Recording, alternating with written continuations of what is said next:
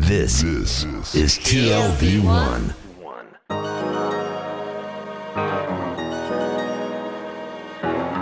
The Tel Aviv Review.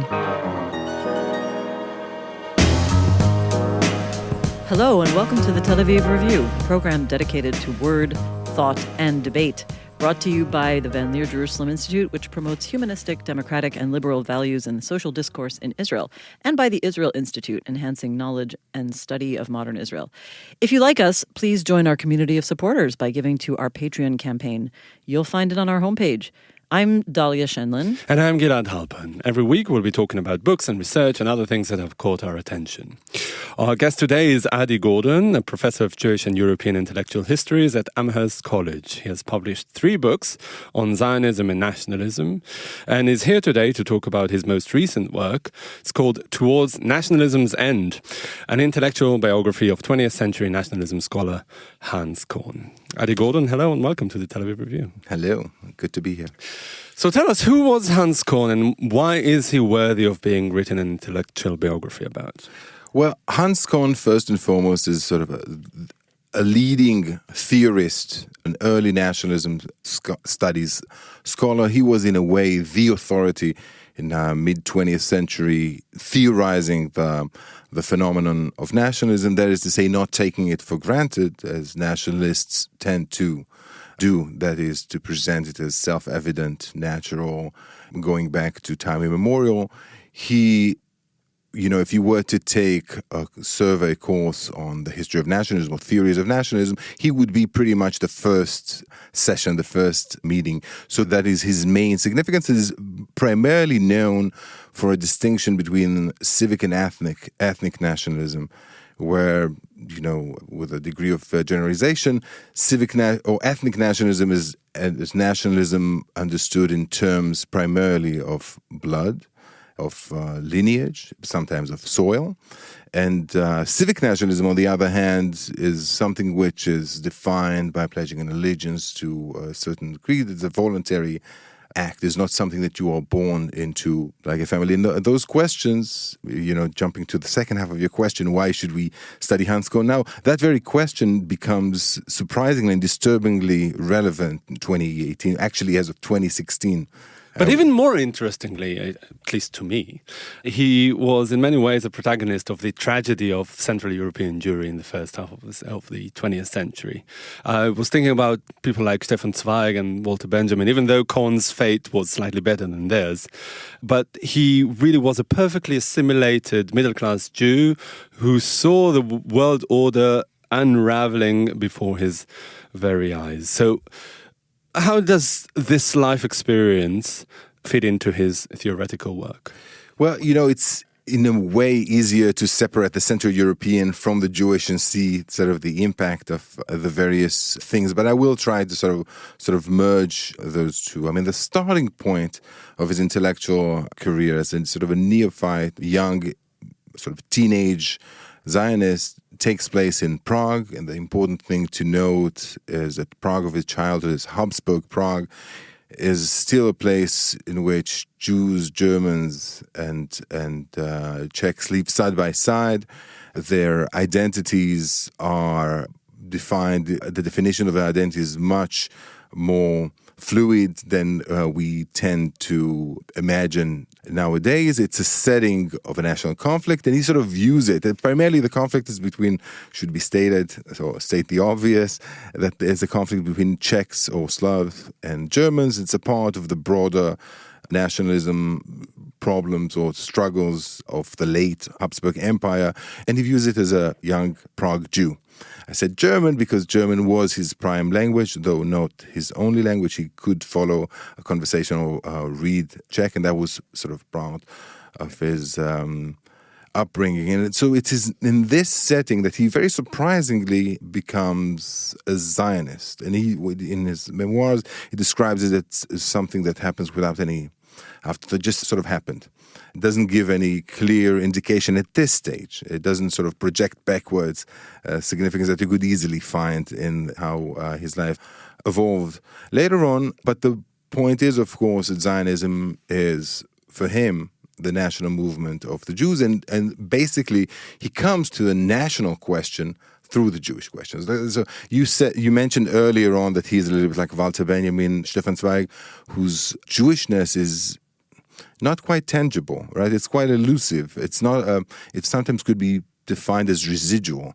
It's not. There's not much of Jewish upbringing in there. In a way, it was imposed upon them by the circumstances, right? But not heavily, right? It's not even that he grew to recognize his Jewishness through exclusion or anti-Semitism, because that was really not the case. I mean, but one of the interesting things that I think you point out is that at a certain point, as the hostilities began to rise between the Czech-Slavic identities and the Germanic identity, that the Jewish community was kind of thinking, we don't necessarily want to choose a side here. So not so much about a Jewish religious revivalist identity, but almost as a default of not wanting to get involved, which I found quite interesting. Right. And the way I thought about it, and I think the way he thought about it, as I was trying to sort of reconstruct the motivations and the worldview that he had at the time in Prague before the war, the whole thing was a pursuit of authentic identities.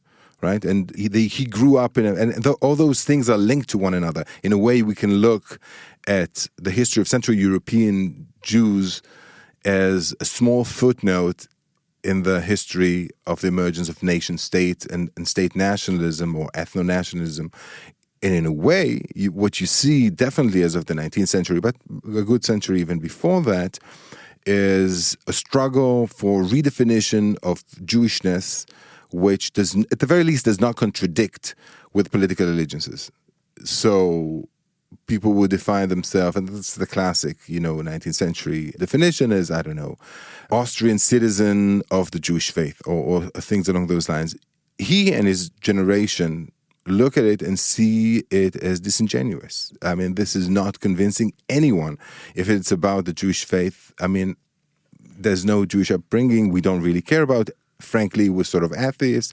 So, interestingly enough, he discovers Jewishness on both fronts as a teenager, both fascinated with rediscovering Jewish religion and rediscovering Jewish nationalism. And all of it, should be stated up front, is an act of imagination. I mean, it's precisely because they did not grow up with it and hadn't the slightest clue about the text, about the questions, that they had the freedom to just create the most beautiful constructs and enjoy them. This is now you sound like a constructivist.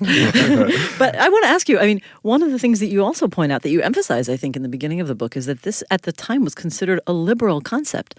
How does nationalism at that time, how is it so categorically seen as a liberal pursuit? Good. So I would make a small distinction. When we move to the interwar period, then the idea of political sovereignty and the idea of the nation-state, a Wilsonian world order that sort of imagines that the world would be more harmonized if we only had states with boundaries that more or less correspond with ethnic borders, that would somehow pacify the world. That, I would say, is a liberal world order. And interestingly enough, at the time, Kohn is not quite a liberal. There are quite a few transformations that take place. If I'm thinking about his pre-World War I years, he and his cohort are very proud of being either anti-liberal or illiberal or post-liberal, and become, it's funny because Kohn would later be so identified with the idea of liberal nationalism, but the starting point is quite different. The starting point is a rebellion against this idea of civic nationalism that also, say, Prague Jews could participate in, and say, no, actually there's a primordial difference and we should embrace it. We should not run away from it. His magnum opus is really his canonic book, The Idea of Nationalism, came out in 1944, decades after he started grappling with the question of nationalism. After he had immigrated to America and became an academic there. Why did it come out so late, and how did the idea evolve over time? So my understanding of this is, and I think I mentioned it briefly earlier on, he discovers at first nationalism as a response to his, so to speak, Jewish question, and only later on, during World War I, for very good reasons, nationalism becomes a problem. Nationalism becomes a problem for multiple different reasons. I don't know if we have the time to tell of all of his ordeals and his wartime odyssey, but he was a POW under the Russian for 5 years or so, well after the collapse of the Habsburg Empire, in a setting that has morphed from being a war zone to the zone of a ruthless Russian civil war in the wake of the first and then second Russian revolutions. But the point is that as a teenager, he's fascinated by those ideas. There's strength to them. There's something liberating. There's an element of self-making. The actual political realities of the First World War are so catastrophic for him as an individual, as a POW stuck in the Russian Far East, but also he suddenly realized that he did feel quite strongly about the Habsburg idea. And it is in this context that he starts discovering and rethinking about old texts. Some of them, are, Immanuel Kant's idea of perpetual peace and how that translates to But world do you order. see him as a serious theorist already then? No, I think it's a gradual process. So I think, he begins to really theorize those things when the Habsburg Empire is lost, and then he reflects very strongly on this idea of the so-called Austro-Marxist that nationalism could be realized by the creation of a multi-ethnic state, which is not even necessarily topographic or geographically divided. Or as a famous woman said, you don't always know what you've got till it's gone. Right. So, I think this is fascinating because it really plays into this tension throughout his work and throughout the work of nationalism in general, I would say, the study of nationalism between the importance of the clan and the meta-identity.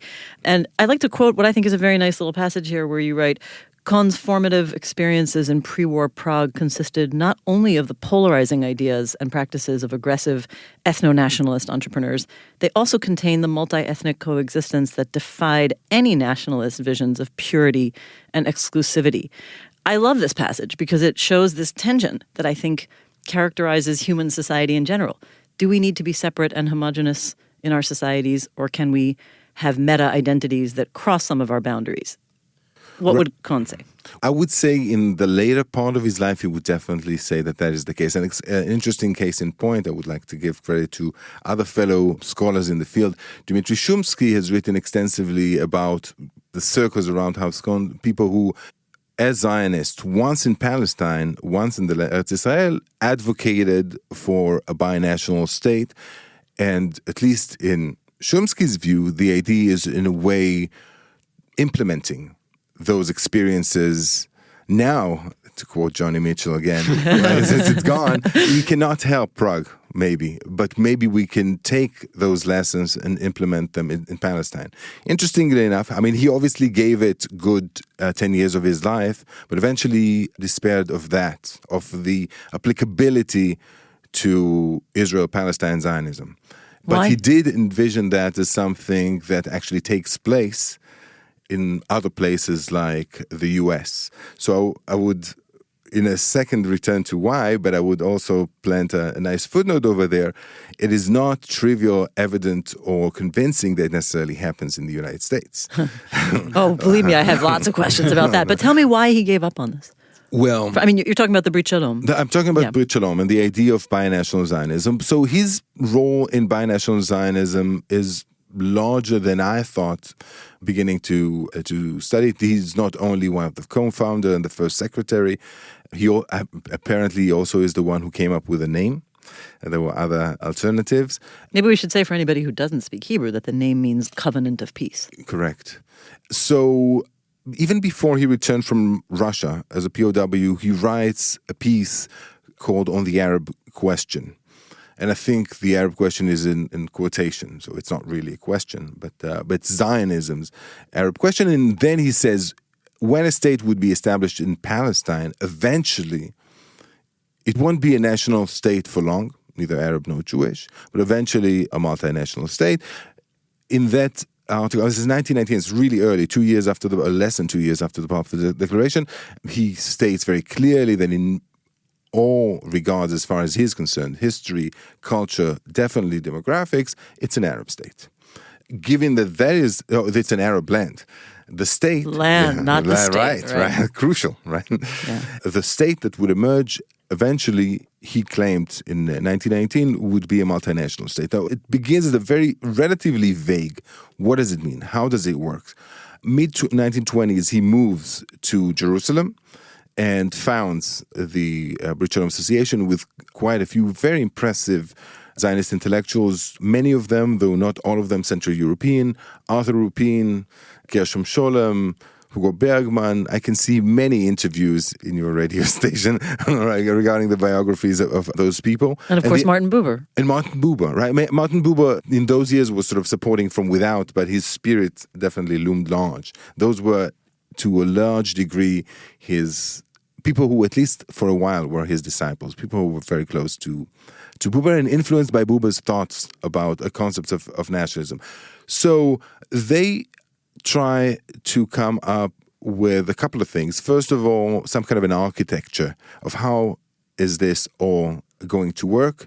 They try to advocate and to convey, on the one hand, the sense that Zionism could not be realized or fulfilled against the wishes of not only of the Palestinian Arab population or the Arab world, but of Arab nationalism. So the idea is to create Jewish nationalism and build a Zion that does not contradict but actually works together hand in hand with Arab nationalism and its ally.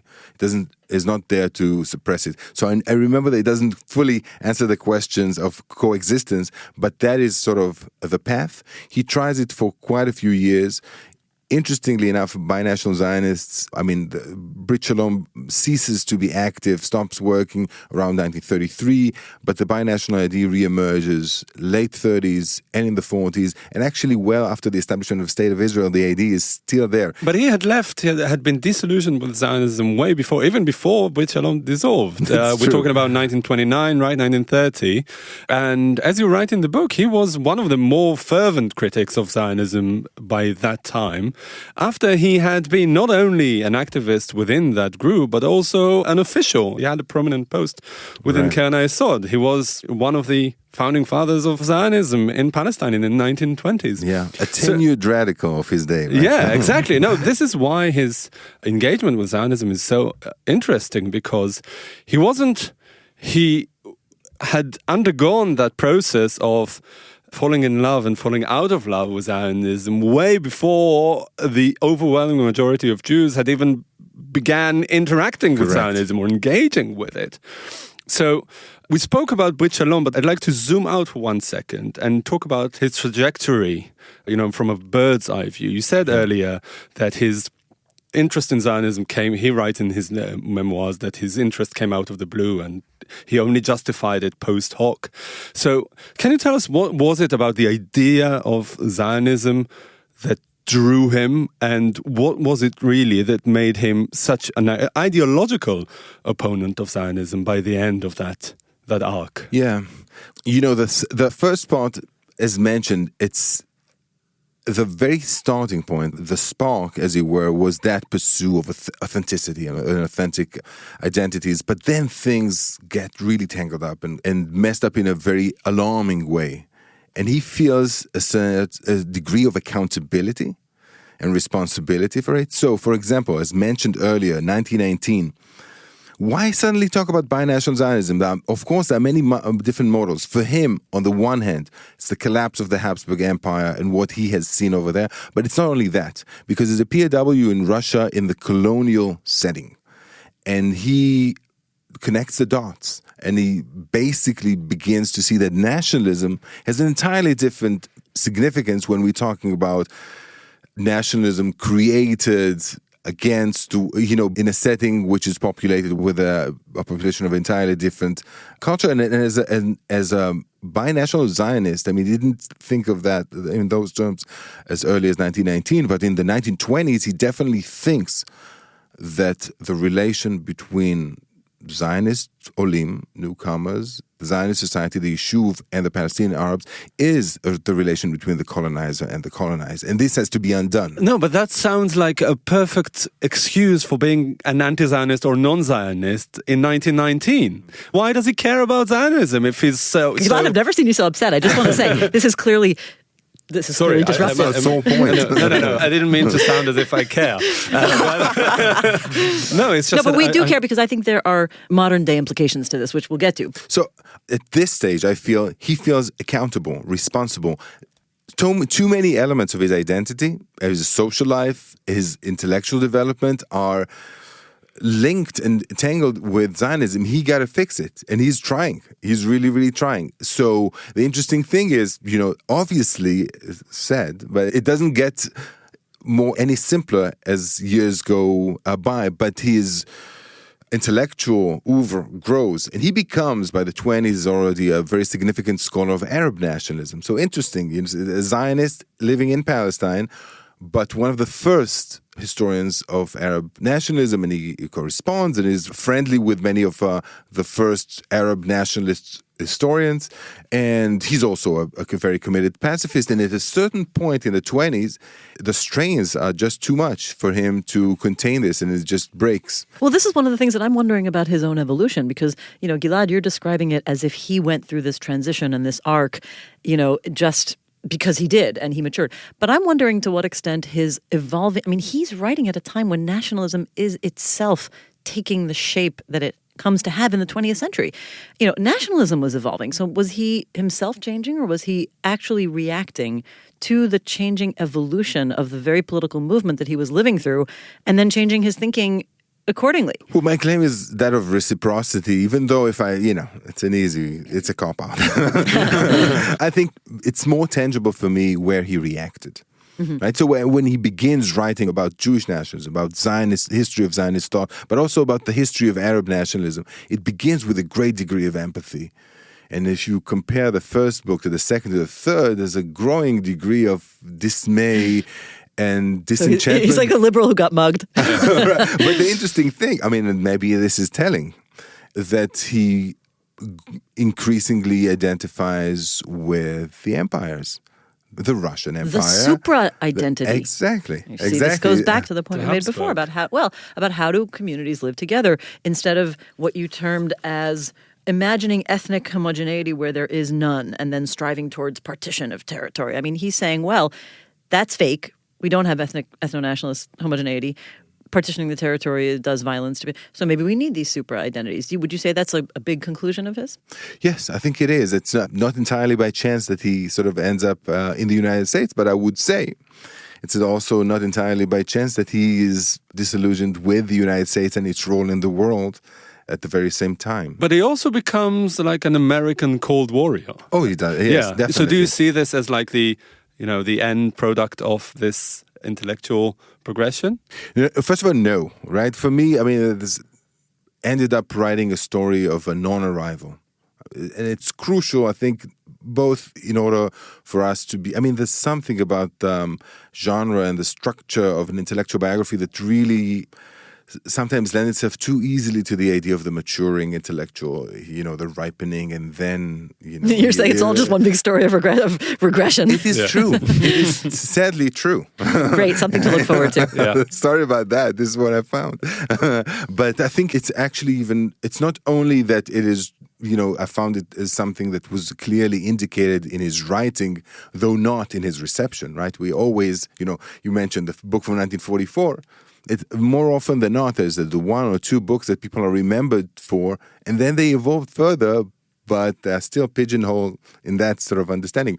So I think it changes, first of all, regarding his worldview and his theory of nationalism, and also his political allegiances.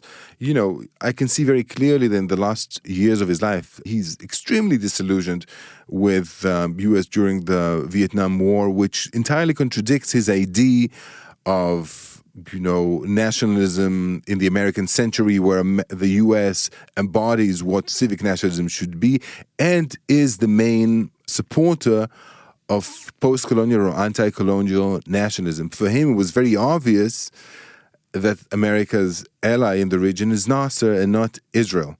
Now, that is also, of course, tainted with personal resentment towards Jewish nationalism, Zionism, and Israel. It's not by chance that he never visited, even though he had family and he visited Lebanon, all the neighboring countries he did visit. Wow, he was serious about this. Yeah. So was he really a pioneer? Was he the first self-hating Jew? Not first, no, but he definitely read the first, Otto Weininger. No, but seriously, what it's just that what does the legacy of Hans Kohn mean for our understanding of contemporary Zionism? How do you see it? And this is before we get into his legacy for nationalism, which I want to ask about. So I want to address this because maybe people didn't see us smiling. Of course, he does not fit the category of a self-hating Jew. There's nothing about that. He actually, there's the one thing which is coherent throughout his life is the notion that there is a distinctive Jewish political tradition that can serve as a model for all of humanity and for all the various national movements. So as a young man, the elements had more to do with the religious dimension of it or what have you.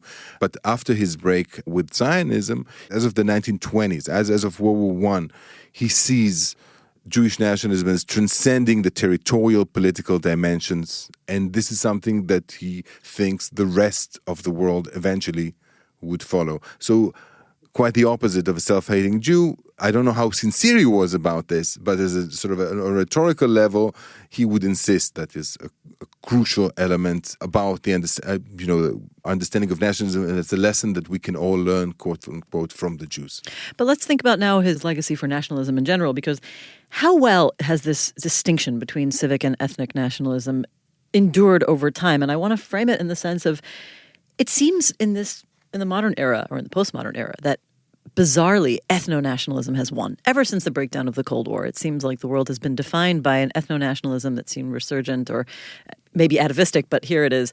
And it seems like the idea of a civic nationalism has either taken second place, or maybe it doesn't even seem like it manages to fulfill the primordial clannish needs of human beings. And maybe it's sort of fallen off as a genuine form of nationalism. And he has also termed it as Western versus Eastern nationalism that is even more discredited. Right. I mean, you're right. Yeah. And I sort of dropped that because I think it's even nowadays we know that's ridiculous, right? The idea of a clear East-West division of these kinds of nationalism. But I guess my point is maybe civic nationalism has been proven to be a failure, especially what you pointed out earlier. If you look at where America has gone, and he saw that critique even in the 1960s. But look at where America is now. It seems like even America, which was supposed to be the great example of civic nationalism, is descending into its own bizarre form of white supremacist ethno-nationalism. Yes, I mean, and it's interesting that, this book has become so timely. I did not know writing it that Brexit will happen, that the Trump campaign would look the way the Trump campaign You're prophetic looked. Just like Hans Kohn. I know, it just happened. I stumbled upon it. The urgency of the question, the distinction is there. Kohn would say, obviously those are normative terms that are never fully fulfilled, and nevertheless, it is upon us to struggle to create this political identity which transcends the biopolitical, blood and ethnicity and things along those lines. So whether civic nationalism is a myth, I would say ethnic nationalism is just as much a myth. And I would like to focus on the constructed nature of ethno-nationalism rather than claim that no alternative exists. Well, I just have to raise this because you're reminding me of, I think it's Benedict Anderson. I'm totally going to paraphrase some quote that I remember in the deep recesses of my brain, where he says something in defense of the idea that primordial nationalism exists, saying, there's the tomb of the unknown soldier is the great symbol, but he says there is no memorial or tomb for the unknown constitution or something like that. Yeah. Do you know the quote I'm talking about? What is it actually? I know I'm making it up. It is the opening of Benedict Anderson. Oh, yes, that's the opening. Okay, so I'm not totally off. I think. Or is it Kellner? That would be terrible if we mixed up Never mind. Kellner. I mean, this is inside baseball. Okay, answer the question. Oh, it wasn't the question. Well, no, it was a question about whether that's correct and that there can never be the same real emotional attachment, visceral attachment that has the capacity to bind people purely over civic principles. Is that a failure? I guess my thought is about the intent of, why I wrote this book. I think the question obviously exists. For me, as an individual, civic nationalism is more tangible, more real in my life. I'm not trying to convince other people otherwise. What I do feel is sort of the force animating this analysis or exploration of the life and work of Hans Kohn is the sense that those categories change over time constantly. So you would have you'd have scholars like Benedict Anderson, Gellner, Anthony Smith who would tell us nationalism is this or that. With the story of Hans Kohn, we see that even the great authority in the field had to react to unforeseeable challenges and historical forces that made him re-theorize those questions. So rather than me now telling you, no, there is civic nationalism, ethnic nationalism, that has always been a bluff, I would say let's stick with a promise of epistemological humility that Kohn's life brings to us. Okay. Oh, I wish we could all just stick with a little bit of epistemological humility. We'd be in a better place. Life goal. I want to ask you one last question before we wrap up, and that is not about Kohn or nationalism or Zionism. What? It's about the exercise of intellectual biography. Right. What is, and is there a difference between an intellectual biography or a biography of an intellectual? Is it really inherent, and in Hans Kohn's case or any other intellectual, his biography would be an intellectual biography? Well, I would say that the difference is in the emphasis on the development of ideas as opposed to the personal elements of his life. I mean, there's obviously the two are mixed and are linked, and I was, in the book I was trying to show how the personal biographical influences the development of his idea. But I would say a biography of an intellectual would have greater freedom to just let go of certain questions and follow things that are maybe more interesting that happen in the person's life, or even political decisions or political activity, rather than his published work. That's sort of in a nutshell. All right, Adi Gordon, author of Towards Nationalism's End. Thank you very much for joining us today. Thanks for having me. And also big thanks to Gizem Ozdemir, our sound engineer, to Itai Shelem and Julia Brahms, our producers, and to the Van Leer Institute and the Israel Institute for their generous support. And now we have a request. Many or most of you listen to us on the Apple Podcasts app, and we would like to ask you this. Please consider writing us a review. All you have to do is launch the app, select our podcast in the library section, scroll down to ratings and review, and press write a review, and then write one.